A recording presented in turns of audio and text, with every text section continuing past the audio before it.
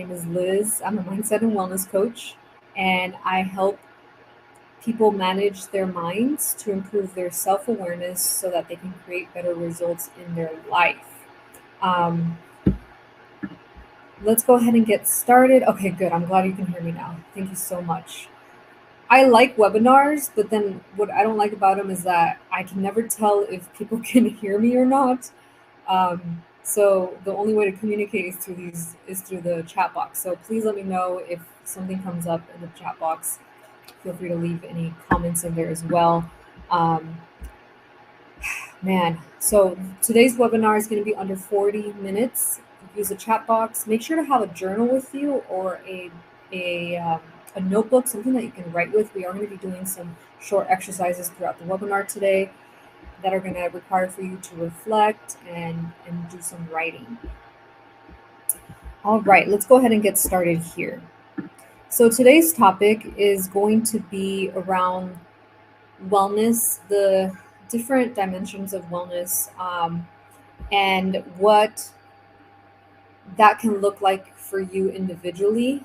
We're going to be creating some self-care routine today that you can take away with you and practice on your daily, weekly basis to help you elevate your mental health and wellness, to help you build better habits that are going to help you. And then I'm going to show you how to practice mindfulness, why that's important, why you should be being more mindful in your days so that you can create better results. So that's what we're going to be discussing today. Overall, today's discussion is really to teach you how to better manage your life, your emotions, how to have more energy and more time in your day so that you feel better about yourself, better about what you're working towards. All right, now before we move into the topic of the day, I want to quickly touch on what mental health means, what it means to have good mental health. We all have mental health, right? And good mental health is about being able to process our emotions, both negative and positive. Good mental health does not mean the absence of illness. Really, when we have good mental health, it means that we're able to cope with the difficulties in our lives, the challenges, the adversities that we go through in our life. We're able to work through them and still be okay, physically, emotionally, mentally. So having good mental health is just being able to control your life, being able to understand how to manage your thoughts and emotions, and having good self-awareness. Okay, so I'm going to pull up a poll right here. I want to know, how happy are you with your health and wellness today? I'm going to pull up a poll. You'll see it on your screen. And I want you to take the time right now to rate how happy you are with your health and wellness today. Try to be as honest as you can. 1 will be you're not very happy. You know that lately your health and wellness has been maybe taking a toll on you. You're not really creating the results that you want in your life. You know you need to make some changes in your health and wellness. With 5 being, you are thriving right now in your life with your health and wellness. So go ahead and take the time to rate that. And while you're doing that, I want you to also think about, what are you currently doing today to improve your mental health and wellness? What are some of the habits that you have currently built in your routine that are contributing to your mental health and wellness? It's really important that we assess this, because without our mental health and wellness, we can't really function in life properly, right? We might sometimes tend to do things out of habit, or we might be on autopilot, or we might be feeling stressed and anxious all the time, and that really affects us. That can affect our performance, that can affect our energy levels, that can affect our ability to socialize with other people. So it's really, really important that you assess where you are at with your mental health and wellness. All right, so Looking at the poll here, um, looks like uh, some of us are at 1, meaning we know we need to make some changes in our health and wellness. 2, maybe there's a little bit of improvement, but we still know that we need to change something. Okay, so that's okay. That's what today's webinar is going to be about. It's going to help you bring more awareness around the different dimensions of your wellness and see where you can start making some changes, improvements in those areas. Okay, so let me check the chat box to see if there are any questions. No questions. If you do have a question, if you have any comments to make, please feel free to drop it in there. All right, moving on. So there are 5 main aspects of personal health and wellness, and they are your physical, your social, your spiritual, emotional, and intellectual wellness. Okay, these are 5 main aspects. It's really important that none of these areas are to be neglected. And by that I mean that you understand how to create a good balance between all of these areas of your health and wellness. Because where one area is off, the others will notice. So if you have really great physical health, you are someone who is always moving your body every day, you're eating, nutritious foods, you feel great, you prioritize your physical health, but your, let's say, maybe your emotional health is not that great. Maybe you are struggling with setting boundaries with people and it's now starting to take a toll on you. You tend to say yes a lot to people. You don't know how to say no. You tend to maybe people please. It's taking a toll on your emotional health. So now sometimes that can carry on to other areas of your life. It could carry on to your physical health, to your social health. Maybe it's affecting your social health. Maybe you're not wanting to socialize because you're afraid that people are going to ask too much of you. These are just examples that I'm giving here. So it's really important to know where in one area of your health and wellness is off, because the other areas will notice. Okay, and it can start affecting other areas of your life.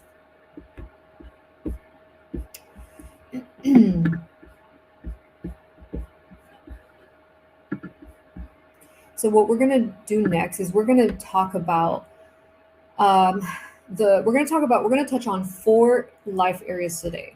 Okay, the first 2 are going to be your physical and emotional health. All right, so if you have your journal out right now or a notebook or something to write on, have that ready, because we're going to take the next few minutes to do a quick short assessment exercise. So, taking a look at your physical health, I want you to start thinking about, what does it look like to be physically and emotionally healthy for you? This can look like very different to anyone, really. My physical health can look very different from your physical health. It really falls back on what's important to us. What are our values in life? So, for example, with physical health, are you making the time to move your body? How often? Right? This can look like different to me versus you. For me, moving my body means getting some type of exercise every single day, whether that's going out for a walk, walking my dog, maybe it's stretching in the morning, maybe it is doing a heavy cardio day, right? It can look very different to you versus anyone else.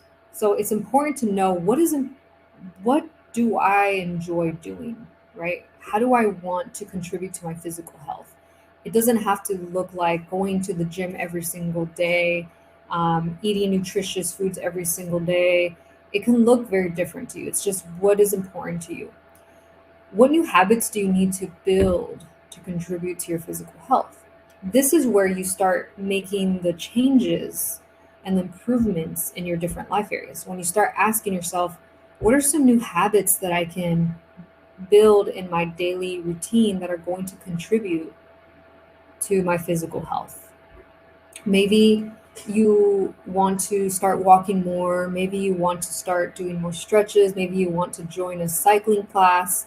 Whatever it is that floats your boat, whatever it is that you enjoy doing, do it. Build a new habit. So let's move on to the emotional side. Are you able to manage your emotions in a constructive way? That's a good question to ask yourself, because when you have emotional health, it really is about being in tune with your thoughts and emotions and understanding how they affect one another, right? So being able to know when you're feeling off, when you're not feeling yourself, and taking a moment to reflect on, okay, what's causing me to feel this way? What am I thinking? Have I been thinking negative thoughts that tend to feel judgmental or critical? Am I more on the negative side than the positive side, right? So being able to be aware of that. Um, are you feeling positive and enthusiastic about your life, right? If you are, that's great. That may tell you that your emotional health is doing well. You're thriving. If you're not, then it's an opportunity for you to take a moment to reflect on, why am I not feeling positive? Why am I not feeling enthusiastic about my life? What is missing? What else can I do? Right? It's about assessing these life areas and rating them. And you can do this by rating them on a scale of 1 to 5, kind of how we just did um, with the poll, and really thinking about, where are you at today? Where do you want to go? Where do you want to move towards? All right, so I'm gonna check the chat box real quick, make sure that there's no questions. Nope, no questions. All right, moving on. Let's take a look at your social and intellectual areas. Okay, social. What does it look like to be socially and intellectually healthy? Again, this can look very different to anyone, but some questions to kind of help you get started are: are you able to maintain healthy relationships with others? Okay. How are your relationships looking like right now in your life? Are they thriving? Are you having some complications? Are they taking a toll on your emotional health? Something to think about. Do you care about others? Do you show empathy towards others? And are you also able to let others take care of you? Right? That's also an important question, because sometimes we want to take care of others all the time, but we don't take the time to take care of ourselves, right? And that can affect us if we don't take care of ourselves. And like they say, in order to be able to take care of other people, you need to have your cup full. You need to be able to um, give to give to others what you give to yourself. Intellectual. What activities are making time that mentally stimulate you? So, what are some things that you are doing that are feeding your mind, that are mentally stimulating you? An example can be like, maybe you like to read. I love to read. Reading stimulates my mind. I learn from reading. I apply what I learn from reading. Reading is a habit that I have built into my weekly routine. I read at least 2 to 3 times a week.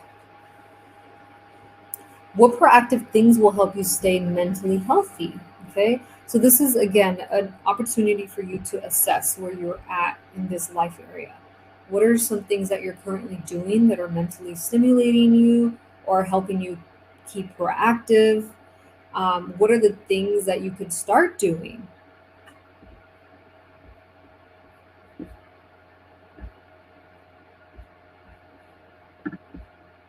All right, moving on. We're going to talk a little bit about mindfulness. Why is mindfulness important for mental health and wellness?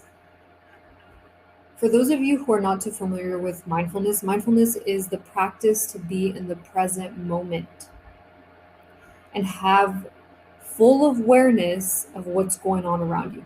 That is what mindfulness is. Okay? Mindfulness is crucial to your mental health and wellness because when we are feeling stressed, anxious, um, off, whatever it is, that is a sign that we are not being mindful in our day. So it's really important to understand what mindfulness skills look like when they're strong versus when they're poor. And that's what I want to go over today. So let's take a look at strong mindfulness skills. All right. When you have strong mindfulness skills, you are very aware of your actions and have control over your decisions. So what this means is you're able to understand how your thoughts impact your emotions and how your emotions drive your actions. You understand that. So your actions match your words most of the time. When you have strong mindfulness skills, your actions match your words and vice versa. On the other end, if you have poor mindfulness skills, you tend to easily make mistakes because you're not aware of your actions. Okay. An example of this is when we are on autopilot. Has anyone else here been on autopilot? I'm guilty of that. There's been times where I've caught myself being on autopilot. And when you're on autopilot, you tend to make mistakes. You are kind of just going through the motion of doing something out of habit, but because you're not really fully aware of what you're doing, you tend to make more mistakes, right? And so it's important to know when you're aware of what you're doing versus when you're not. Another example of a strong mindfulness skills is when you're feeling relaxed and at ease, you're focused. All right. Anyone ever feel like they're in the flow of things? I experience a really good flow when when I have slow mornings. When my mornings look like I get up, I grab my cup of coffee, I sit down, and I start journaling. I start writing down my thoughts. I feel in the flow. I feel focused. I feel at ease. I feel relaxed. So that's actually a habit that I have built into my daily routine because it sets the tone for me for the rest of the day. It helps me start my day and it helps me feel at ease.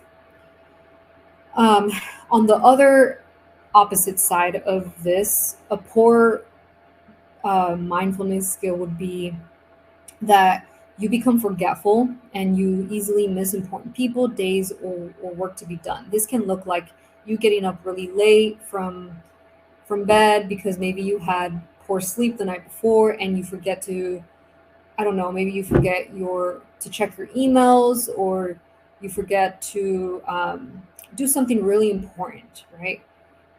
That's an example. On the strong side, when you can focus on something, you are being mindful. When you're not able to focus on something, then that tells you that you're off, right? Your mindfulness is not there. Okay? So I hope this was helpful for you because sometimes we need a little refresher of understanding what true mindfulness is. And sometimes having some examples will help you understand that better. So here are some ways to practice mindfulness. All right. Believe it or not, but just through washing your dishes, you can learn how to be more mindful. Or maybe going on a walk, that can help you be more mindful as well. It's really about paying attention to what you're doing and focusing on it and not having distractions outside of that. So I don't like to wash dishes, but when I wash dishes, I will put away my phone, um, and I just kind of go through the motion and I wash the dishes and I enjoy the the process of scrubbing the dishes, feeling the water run through my hands. That's being mindful. You understand that what you're doing in the moment, you're focused on it. When I walk my dogs, I put away my phone. I actually don't take my phone with me when I go out for a walk. That helps me be more mindful. That helps me enjoy the walk and the scenery.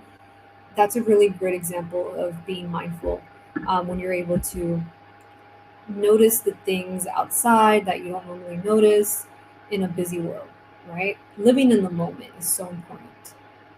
So, really, here, the goal when you practice mindfulness is to just try to intentionally be open to your surrounding and accepting what is, and giving your attention to what you're doing. All right. So just want to quickly do a quick time check and see if anyone has any questions. Nope, no questions yet. How does everyone feel about mindfulness? Does anyone have a mindfulness routine in their week that they practice?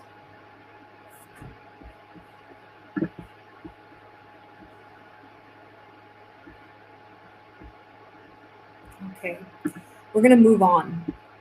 We're going to move on to a writing exercise. I think you guys will really enjoy this. So, I created a self care routine a few months ago. And this self care routine was for three different circumstances of my life. It was an ideal self care routine where ideally this is the type of routine that I want to wake up to and do throughout my day. Um, and then I created a low energy self care routine, which is when I wake up feeling really low on energy. Maybe I didn't get enough sleep the night before, or maybe I'm feeling really sore from my workout the day before. I have low energy. And then I also created a routine for when I'm in a rush. We all have those days where we're in a rush, right? Maybe we didn't plan ahead of time, or maybe just things are not going our way and we're just in a rush to get to work, or whatever it is.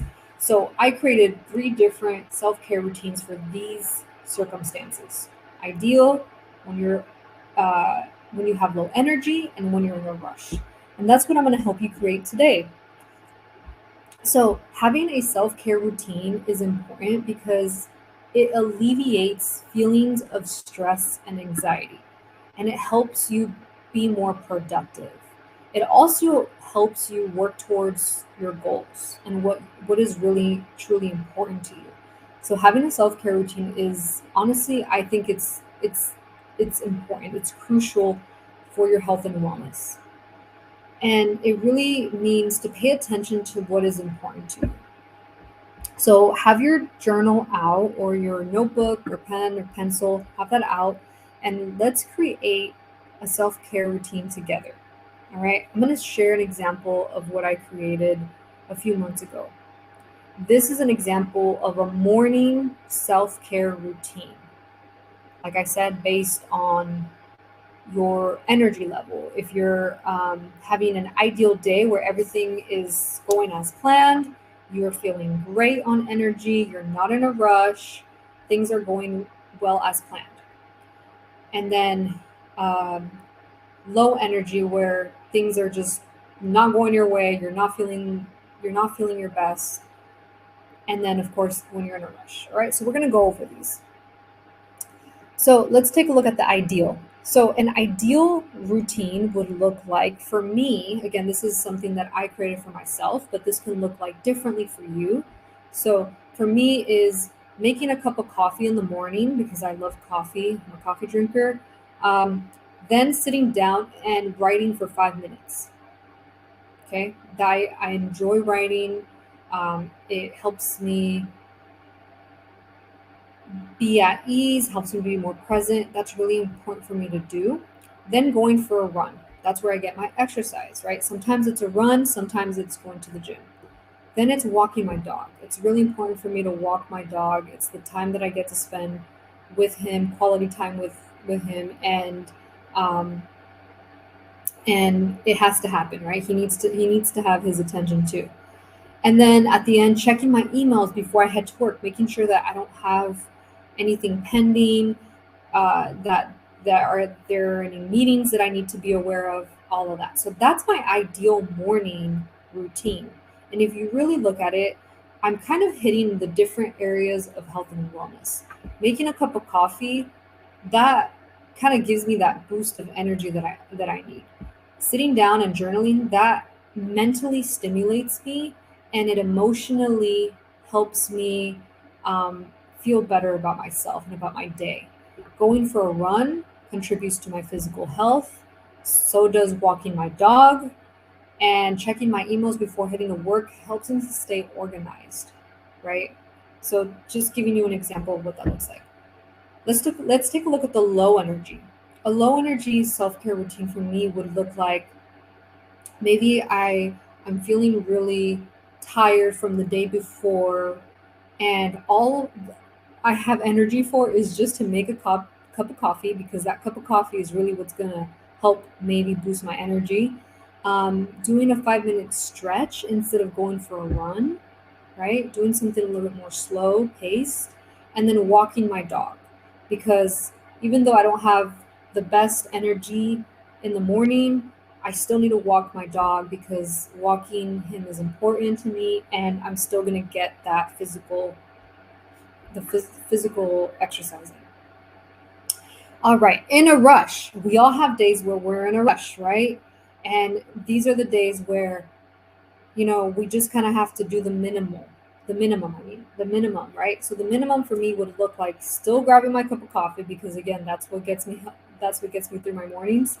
Walking my dog, because that's really important to me, and then listening to a podcast on my way to work, because at the end of the day, I still want to feel connected to what's important to me and to my goals. So I didn't get a chance to journal, but at least I get to listen to a podcast.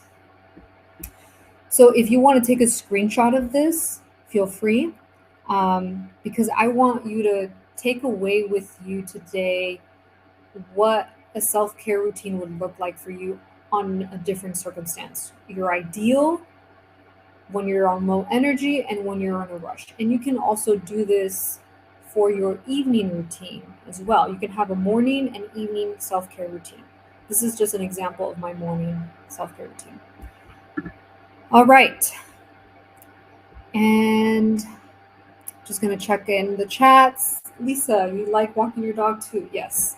Honestly, when I walk my dog, that's the only time that I have where I feel really, really at ease and present, because walking my dog, I'm able to put my phone away and just really enjoy walking him and enjoying the moment, the scenery. So it's really important. Glad that you find that too.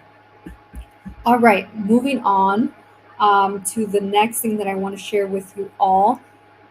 So we only have a few minutes left of this webinar, but before I end today's session here, I want to let you know about an opportunity to work with me. So as I mentioned before, I'm a mindset and wellness coach. Outside of this webinar, I have a 10-week coaching program. And I want to share this with you because sometimes having a self-care routine isn't quite enough to help us move past our fears, our mental blocks, things that tend to hold you back from actually creating better results in your life, right? Maybe you're someone who you tend to procrastinate on things. You have a habit of procrastinating and you can't seem to understand why you're procrastinating. You have that challenge and you want to overcome it.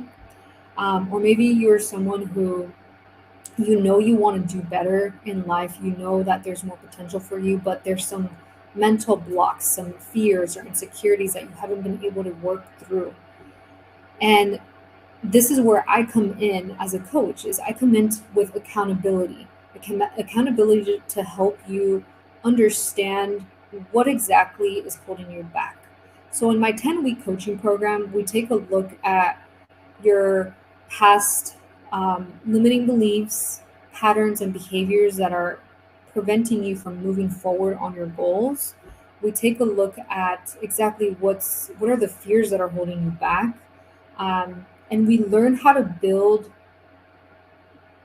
goals that are important to you and work towards them, whether that's in your physical health, your emotional health, your intellectual health, whatever goals you have.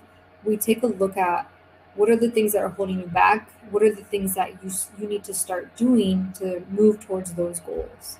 So it's really important to have a a coach to help you through the process. Sometimes having a second person in the picture guiding you through the steps is what makes the difference. So I'm going to drop my Calendly link in the chat box so that you have available my calendar if you ever want to know how the coaching program works. If you're interested, curious about it, just click on the link. It'll direct you straight into my calendar, and we can have a quick coffee chat online. And here you can also connect with me on Instagram. I post a lot of content on Instagram around mindset, health, and wellness.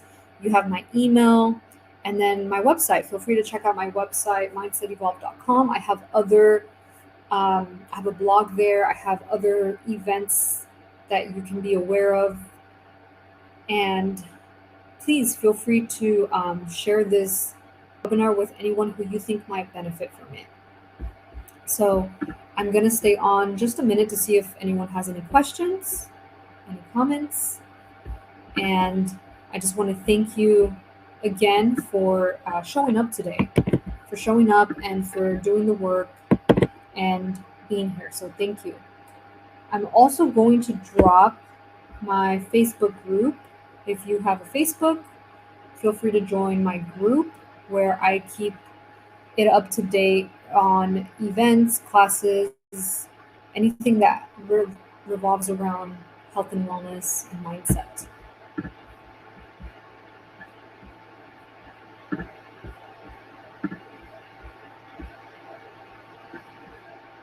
If you have any questions around today's topic of the webinar, please feel free to send me a direct message. If you have my email, I'll put it in the chat box in case you ever want to email me directly any questions that you have around mental health, wellness, mindset, or if you just want to connect and say hi, feel free.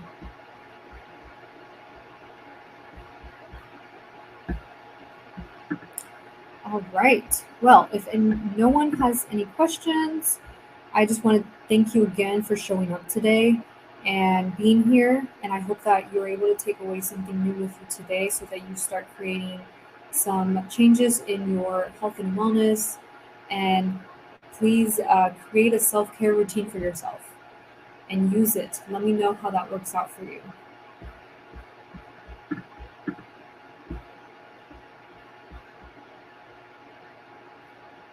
All right.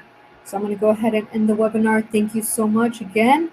And we'll see you again next month for another series of health and wellness. Thank you.